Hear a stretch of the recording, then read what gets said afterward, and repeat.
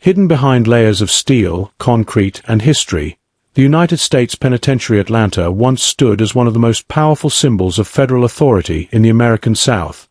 The opening of United States Penitentiary Atlanta in 1902 marked a turning point in the American criminal justice system. Before this period, the federal government relied heavily on state prisons to house individuals convicted of federal crimes. This arrangement often led to inconsistent conditions, lack of oversight, and limited federal control.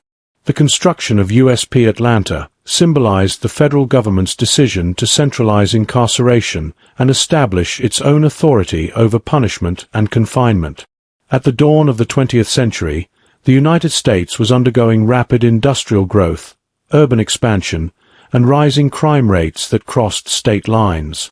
New federal laws targeting mail fraud, interstate theft, counterfeiting, and organized crime created an urgent need for a dedicated federal prison. USP Atlanta was designed to meet this demand, becoming one of the earliest physical manifestations of a growing federal law enforcement system. The prison was strategically located in Atlanta, Georgia, a major transportation and railroad hub of the southern United States. This location allowed federal authorities to transfer inmates efficiently from different regions of the country. Atlanta's selection also reflected the government's intention to establish a strong federal presence in the South during a period of post-Reconstruction political and social transformation. Architecturally, USP Atlanta was built to project power, permanence, and control. Massive stone walls, towering cell blocks, and narrow internal corridors reflected early 20th century beliefs that discipline and isolation were the most effective tools for controlling criminal behavior. The design prioritized security over comfort, reinforcing the idea that imprisonment was meant to punish rather than rehabilitate.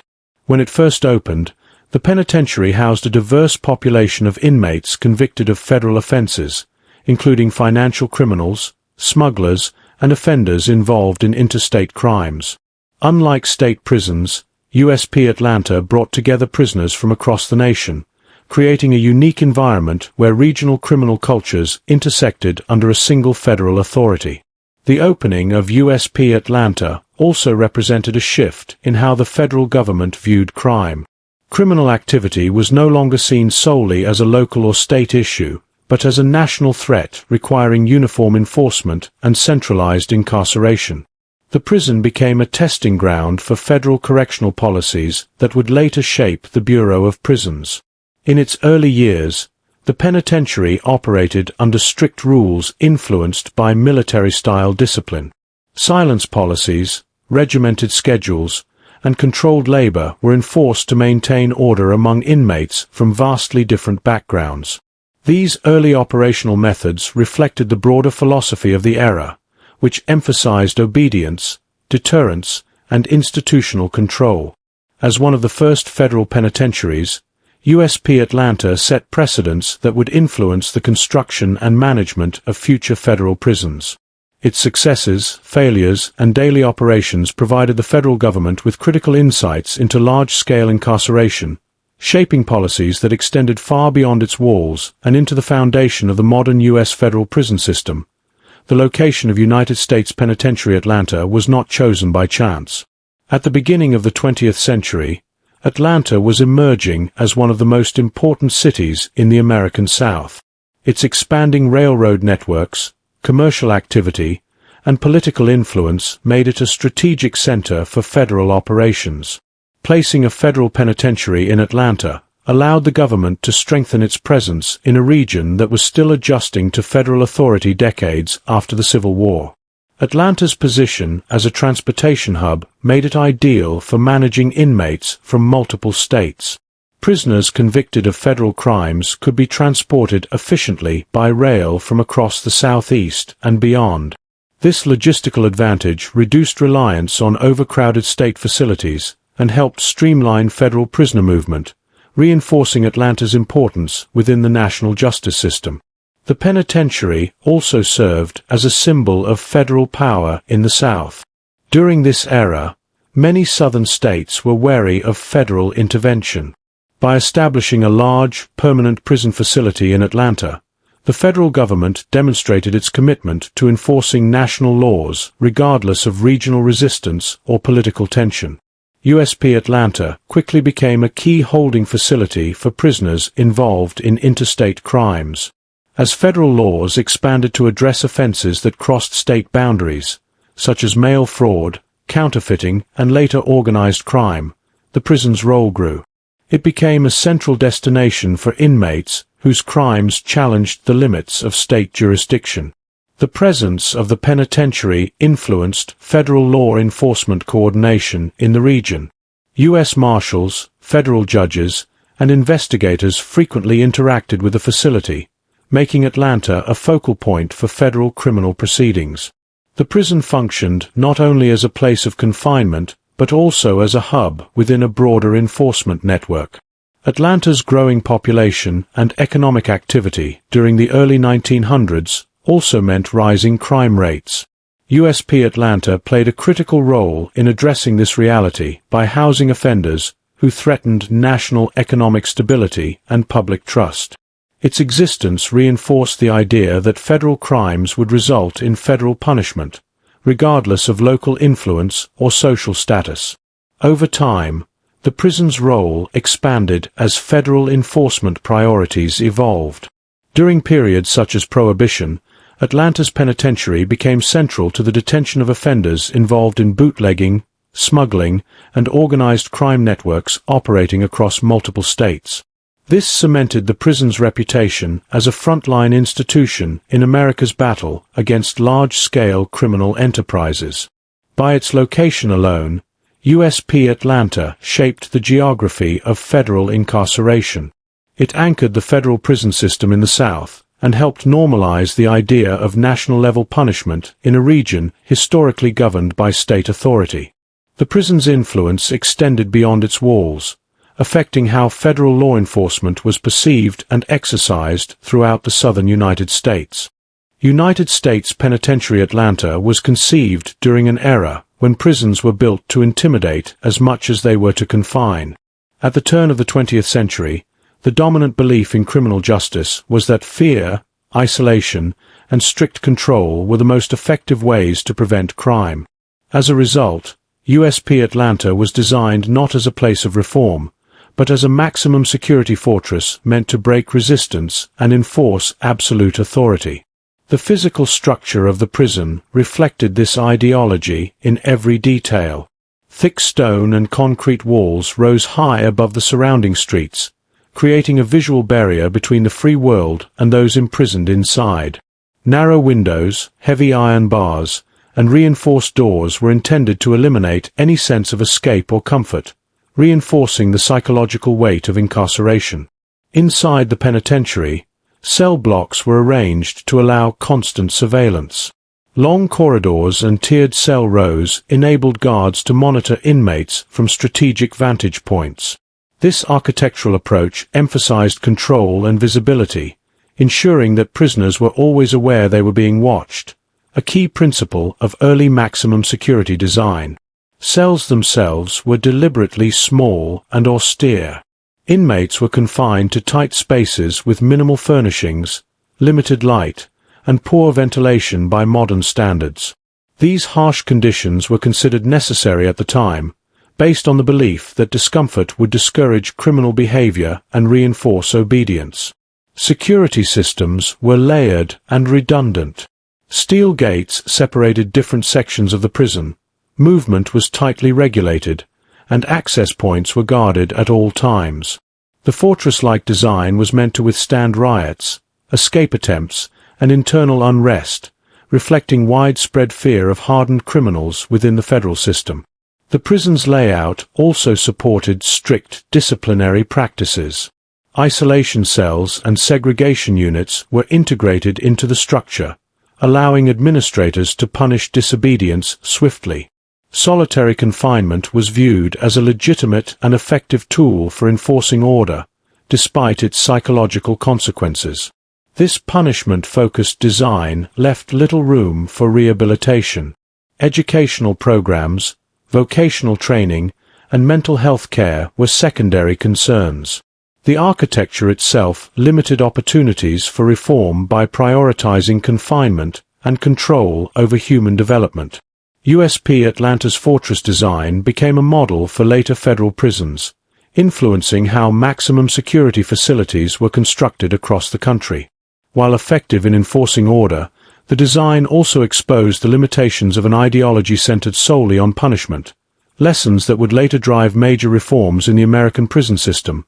From its earliest years, United States Penitentiary Atlanta became a central holding facility for some of the most dangerous and high-profile federal criminals in the nation. Unlike state prisons that largely confined local offenders, USP Atlanta brought together individuals whose crimes crossed state lines and challenged federal authority. This mix created an environment where organized crime, financial fraud, and political dissent intersected within the same walls. Bank robbers formed a significant portion of the prison's population, especially during the early 20th century. As banks expanded across multiple states, robberies increasingly became federal offenses. USP Atlanta housed offenders involved in coordinated robberies, armored car heists, and large-scale thefts that threatened the national financial system. These inmates were often experienced criminals, accustomed to violence and high-risk operations. Gangsters and organized crime figures also passed through USP Atlanta, particularly during the Prohibition era. The illegal alcohol trade produced powerful criminal networks that operated across state borders.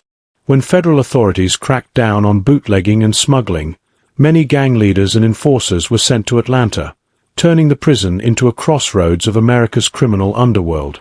Political offenders were another distinct category housed within the penitentiary.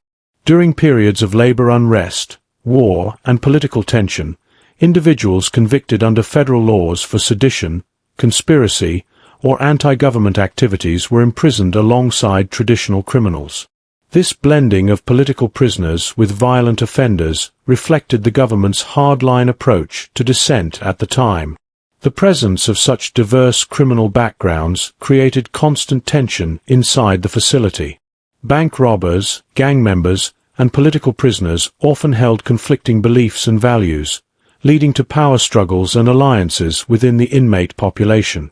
Prison administrators faced the challenge of maintaining order among inmates who were intelligent, influential, and often defiant of authority. High-profile inmates brought national attention to USP Atlanta. Media coverage of famous gangsters and controversial political prisoners transformed the prison into a symbol of federal enforcement. Public fascination with these inmates reinforced the image of the penitentiary as a place reserved for the most serious threats to American law and order. Despite their notoriety, famous prisoners received no special treatment inside the walls.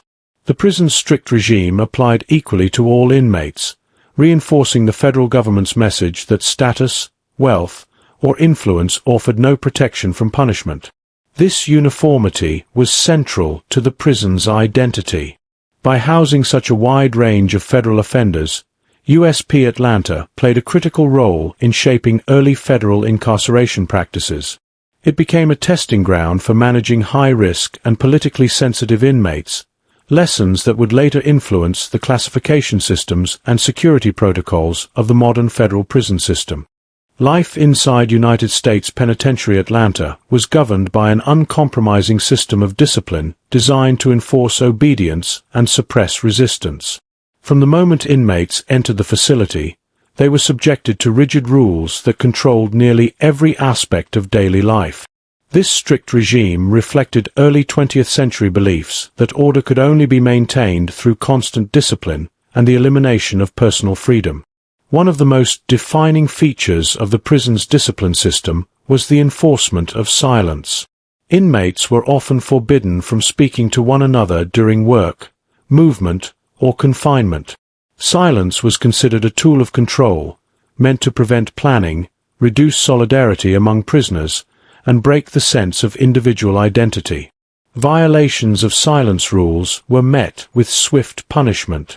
Daily routines were carefully structured and closely monitored.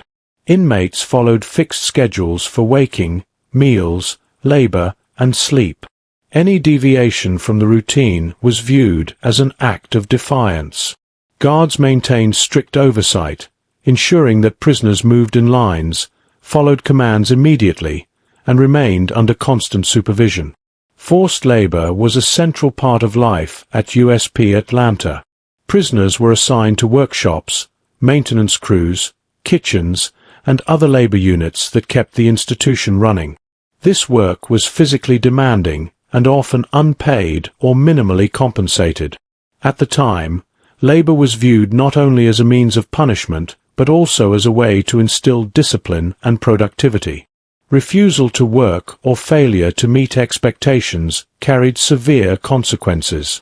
Inmates who resisted labor assignments faced disciplinary actions such as isolation, loss of privileges, or extended confinement. The labor system reinforced the power imbalance between staff and prisoners, making compliance essential for survival within the institution. Disciplinary measures extended beyond physical punishment to psychological control. Solitary confinement, reduced rations, and restricted movement were commonly used to enforce obedience. These measures were intended to deter misconduct, but they often deepened resentment and mental strain among inmates. The culture of strict discipline created an atmosphere of constant tension. Prisoners learned to suppress emotion, limit interaction, and conform outwardly to survive. Trust was scarce, and any sign of rebellion could draw harsh retaliation from authorities. This system of silence, forced labor, and rigid discipline became a defining characteristic of USP Atlanta's reputation.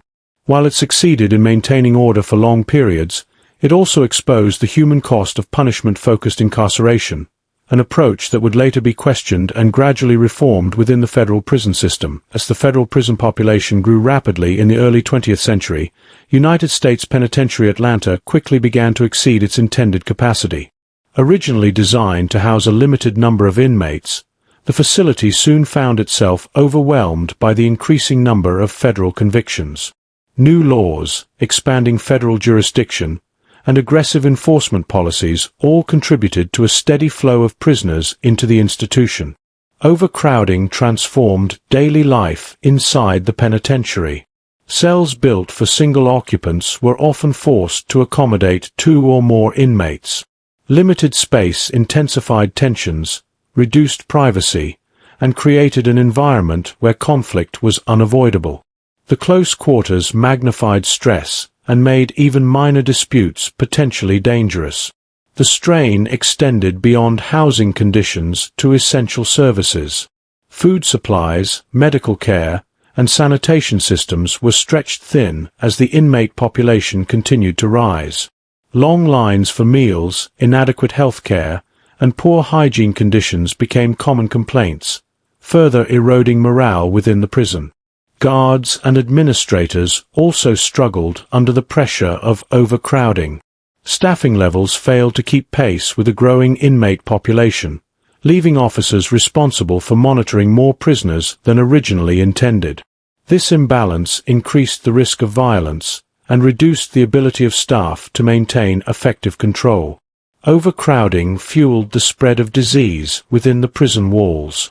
Poor ventilation, limited access to clean water, and packed living spaces created ideal conditions for illness. Medical facilities were often insufficient to handle outbreaks, placing both inmates and staff at risk. The psychological impact of overcrowding was profound. Inmates faced constant noise, lack of personal space, and heightened tension, which often led to aggression, depression, and mental exhaustion. These conditions intensified feelings of hopelessness and resentment toward the institution. Disciplinary problems became more frequent as overcrowding worsened. Minor rule violations escalated quickly, and the prison experienced an increase in fights, resistance, and unrest. Administrators relied more heavily on punishment and isolation to manage the growing instability. For decades, overcrowding remained one of the most persistent challenges at USP Atlanta. Despite periodic efforts to expand or transfer inmates, the prison's population consistently exceeded safe limits, exposing the structural weaknesses of early federal incarceration and foreshadowing larger systemic problems within the U.S. prison system. United States Penitentiary Atlanta rose to national prominence during the turbulent years of Prohibition and the Great Depression. As America struggled with economic collapse and widespread social unrest, federal crimes increased dramatically. The prison became a central destination for offenders whose actions reflected the desperation, lawlessness, and underground economies of the time. The passage of the 18th Amendment and the Volstead Act transformed ordinary citizens into federal criminals overnight. Bootlegging, illegal distilleries, and alcohol smuggling flourished across state lines, drawing the attention of federal authorities. USP Atlanta began receiving a surge of inmates convicted of prohibition-related offenses, many of whom were connected to organized criminal networks. The Great Depression further intensified criminal activity. Bank failures, unemployment, and poverty pushed many toward crimes such as bank robbery, fraud, and interstate theft. Federal agents pursued these offenders aggressively, and USP Atlanta became a holding ground for individuals who symbolized the era's economic desperation and rebellion against authority. Media coverage during this period played a major role in the prison's growing fame. Newspapers reported extensively on high-profile arrests and sentencings, often highlighting USP Atlanta as the destination for notorious criminals. The prison's name became familiar to the public, associated with hardened offenders and federal justice. Prohibition-era gangsters brought a sense of notoriety to the penitentiary.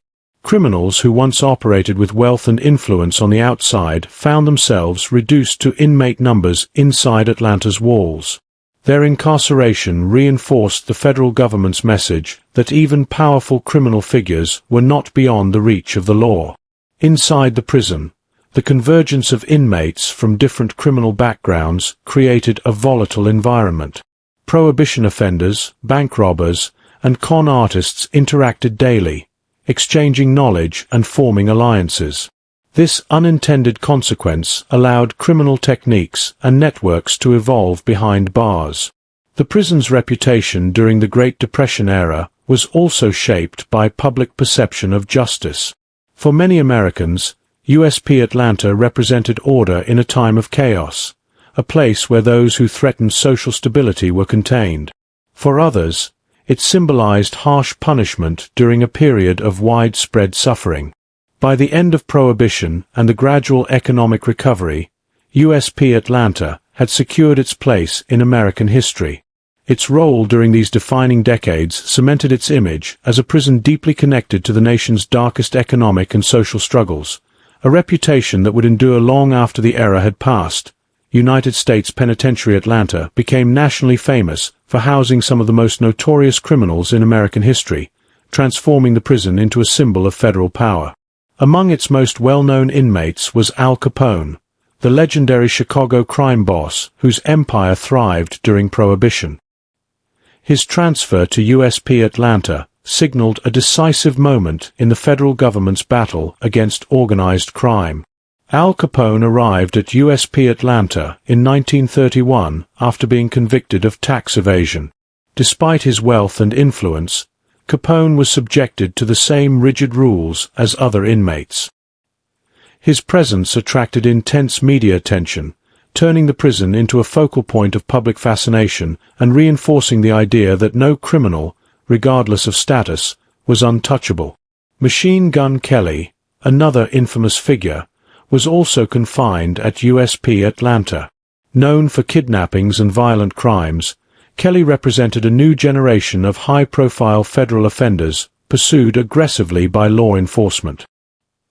His imprisonment further cemented the facility's reputation as a holding ground for the most dangerous and feared criminals of the era. The arrival of such notorious inmates disrupted the internal dynamics of the prison. Fellow prisoners often viewed famous criminals with a mix of fear, admiration, and resentment. Prison officials, meanwhile, were under pressure to ensure that these high-profile figures did not receive special treatment or incite unrest. 4 guards and administrators. Managing celebrity inmates required heightened security and vigilance. Any escape attempt, privilege, or disciplinary action involving famous prisoners risked public scrutiny. This constant attention added to the already intense environment within the prison walls. The confinement of criminals like Capone and Kelly also shaped public perception of federal prisons. Newspapers portrayed USP Atlanta as a place capable of breaking powerful criminal figures, strengthening public confidence in federal law enforcement during a time of widespread lawlessness. Inside the prison, notoriety offered little protection. Famous inmates were stripped of their public identities and forced to conform to the institution's strict discipline. This loss of power and control was often more damaging than physical confinement itself. The legacy of housing notorious criminals became inseparable from USP Atlanta's identity. These inmates turned the prison into a historical landmark of America's fight against organized crime, ensuring its place in documentaries, books, and public memory for generations to come. Life inside United States Penitentiary Atlanta was defined by conditions that reflected an era when punishment outweighed concern for inmate welfare. Prisoners entered an environment where comfort, privacy, and personal dignity were considered secondary to control and discipline. The institution operated under the belief that strict hardship would deter future criminal behavior. Cells were small, poorly ventilated, and minimally furnished. Inmates often endured extreme temperatures, limited natural light, and constant noise. These physical conditions contributed to fatigue and stress, making daily life mentally and physically exhausting for those confined within the walls. Access to health care was limited and often inadequate. Medical treatment was typically reserved for serious illness or injury, while minor ailments went untreated. Mental health care was virtually non-existent, despite the psychological strain caused by isolation, overcrowding, and strict discipline. Food quality and quantity were frequent sources of complaint. Meals were basic, repetitive, and nutritionally limited. In times of overcrowding or budget constraints, rations were sometimes reduced, further weakening inmate morale and physical health. Inmate rights as understood today were largely absent. Prisoners had little ability to challenge mistreatment or appeal disciplinary actions.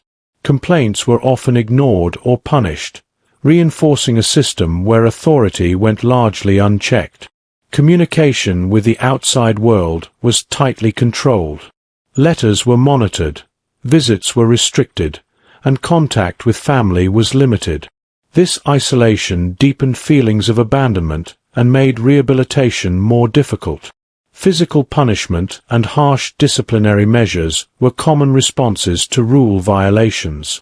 Solitary confinement, restricted movement, and loss of privileges were routinely imposed, often for minor infractions. These practices intensified resentment and psychological distress among inmates. The cumulative effect of harsh conditions and limited rights shaped USP Atlanta's reputation as a brutal institution. While the prison maintained order through fear and control, the human cost of this approach became increasingly evident, influencing later debates about prison reform and inmate treatment in the federal system. Throughout its long history, United States Penitentiary Atlanta was repeatedly tested by unrest from within its walls. Overcrowding, harsh discipline, and limited inmate rights created an atmosphere where tension was constant.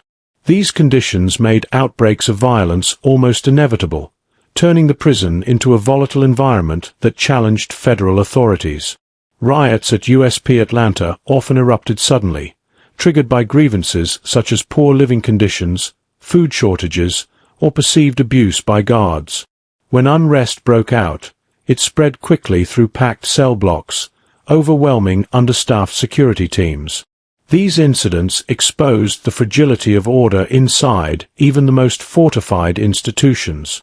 Violence between inmates was a persistent problem. Confined in close quarters with limited supervision, prisoners frequently engaged in fights, gang conflicts, and acts of retaliation. Weapons fashioned from everyday objects circulated inside the prison, increasing the danger faced by both inmates and staff. Attacks on guards were less common but deeply alarming when they occurred. Officers working long hours in overcrowded conditions faced constant stress, and any lapse in control could lead to serious injury or loss of life. Such incidents highlighted the risks faced by prison staff in maintaining order.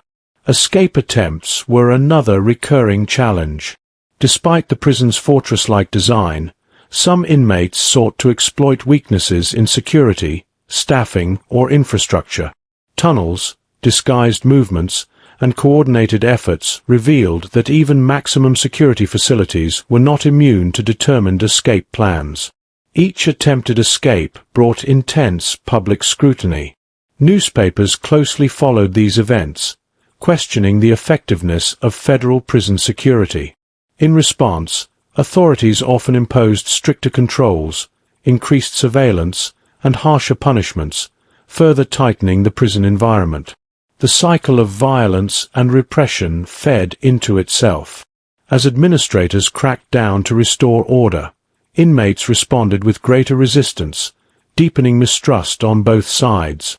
This dynamic made long-term stability difficult to achieve. Over time, the history of riots, violence, and escape attempts at USP Atlanta became a critical factor in re-evaluating the prison's future. These repeated disturbances exposed structural and philosophical flaws in early federal incarceration, contributing to the eventual decision to close and repurpose the facility. Despite its reputation as a maximum security fortress, United States Penitentiary Atlanta repeatedly revealed weaknesses in early federal prison design. The facility was constructed during a time when architects and administrators believed that thick walls and iron bars alone were sufficient to ensure security. Over time, real-world challenges proved that physical strength without adaptability was not enough. One major flaw lay in the prison's aging infrastructure. As decades passed, materials deteriorated and systems became outdated.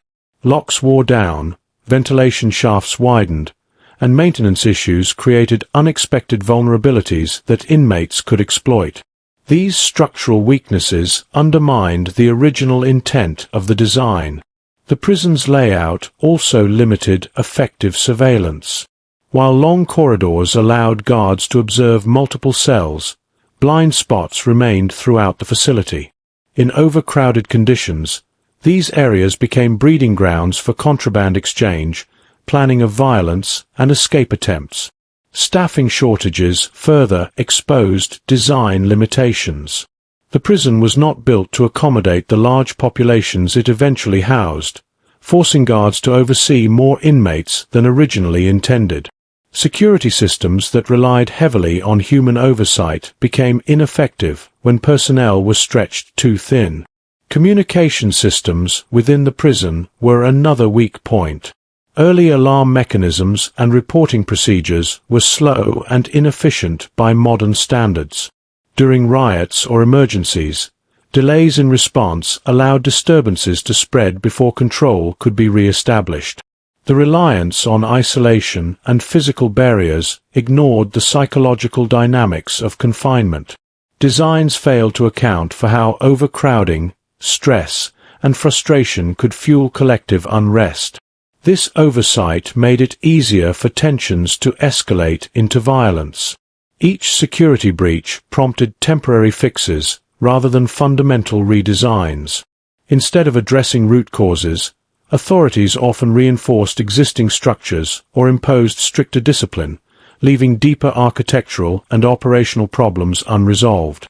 The repeated exposure of these flaws at USP Atlanta played a crucial role in shaping future federal prison construction.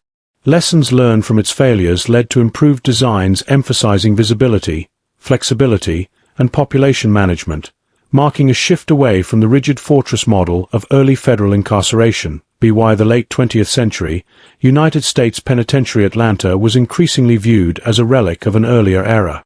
The prison's infrastructure, once considered modern and formidable, struggled to meet contemporary standards of safety, security, and inmate management. Decades of heavy use had taken a visible toll on the building's physical condition. Structural deterioration became a constant concern. Cracked walls, worn stairways, outdated plumbing, and failing electrical systems required frequent repairs. These issues not only disrupted daily operations, but also posed safety risks to inmates and staff. Maintaining such an aging facility demanded resources that outweighed its effectiveness.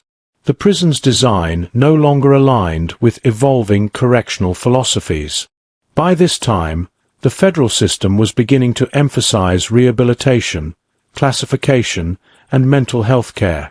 USP Atlanta's rigid layout left little room for educational programs, counseling spaces, or modern medical facilities. Technological advancements in security further highlighted the prison's shortcomings.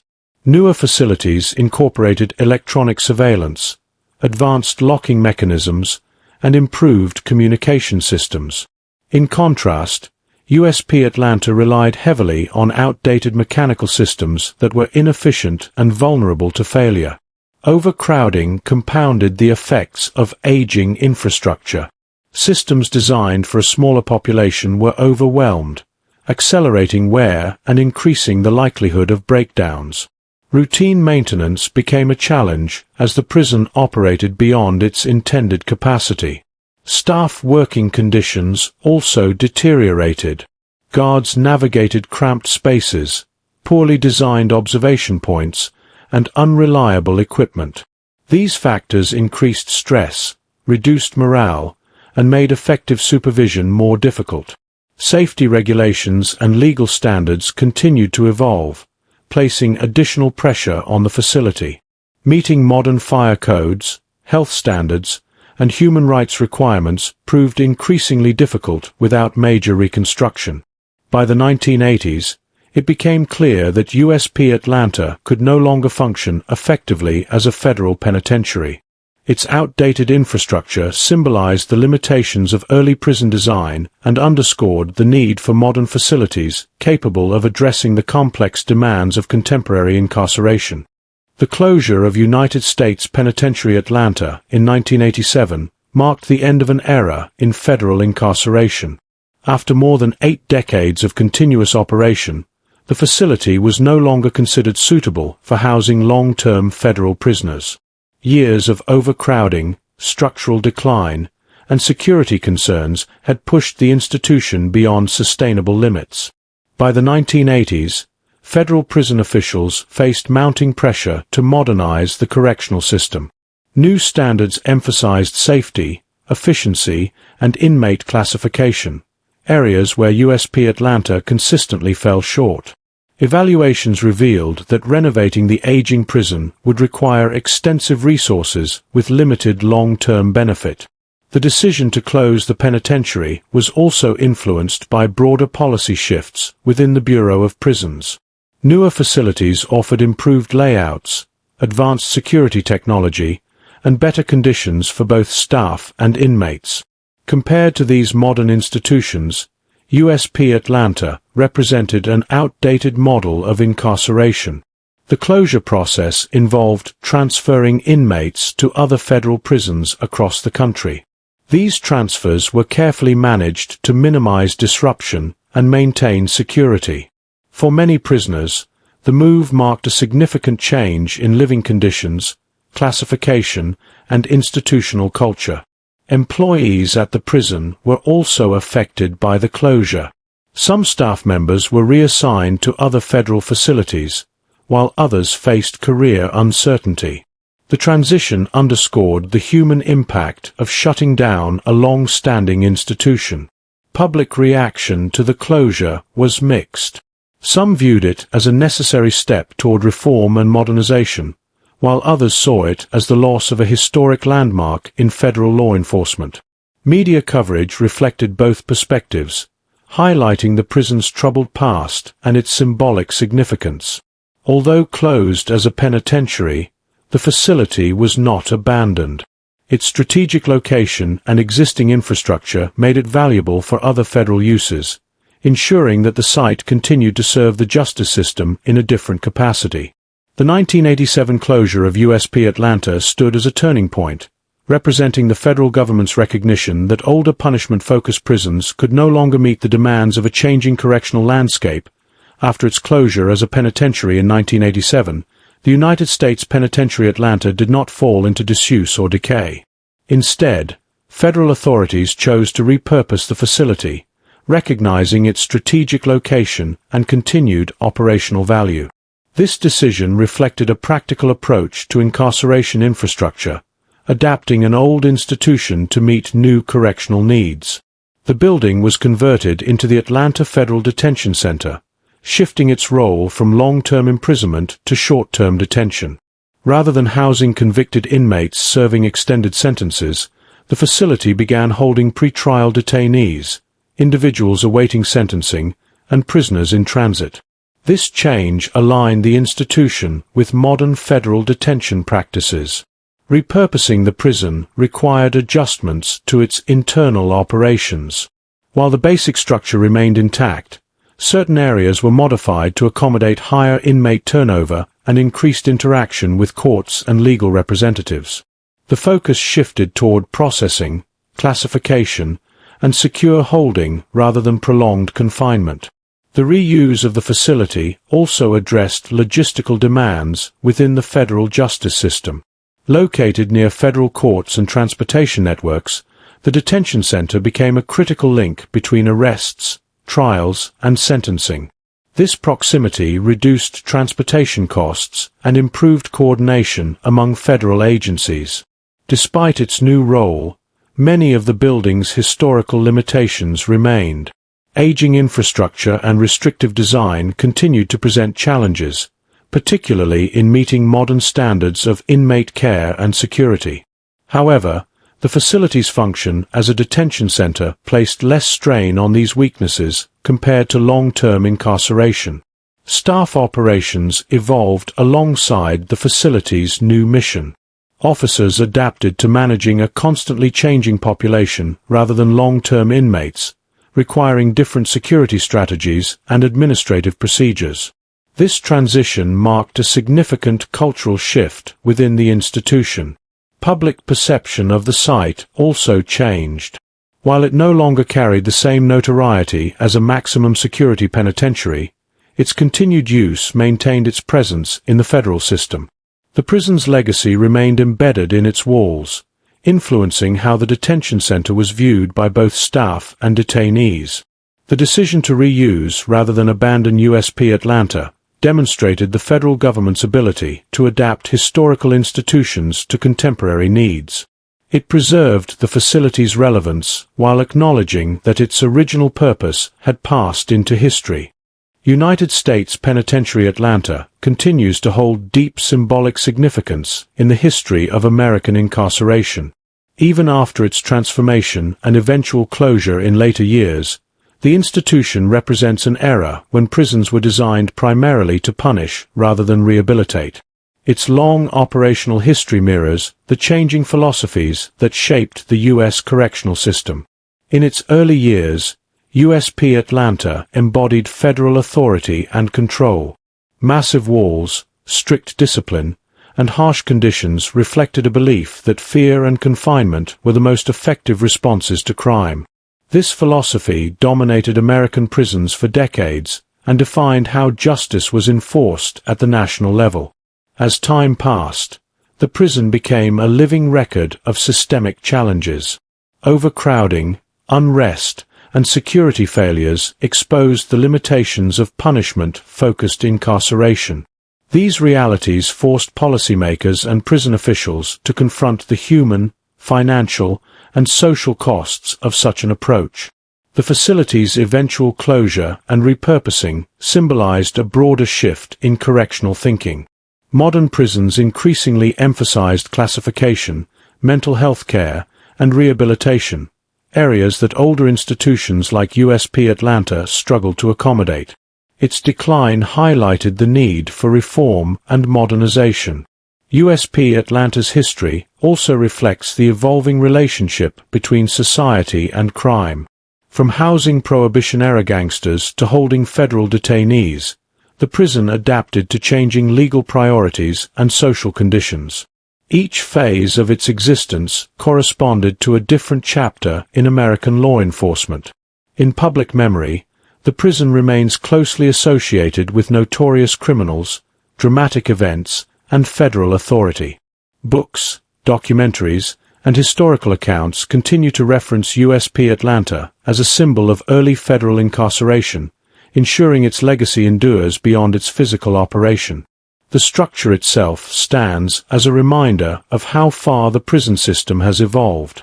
Its design contrasts sharply with contemporary facilities, highlighting advances in security, inmate management, and human rights considerations. Ultimately, USP Atlanta's legacy lies not only in its walls, but in the lessons it offers. It serves as a powerful symbol of transition, illustrating how American prisons have moved from rigid punishment toward a more complex and evolving understanding of justice, security, and rehabilitation.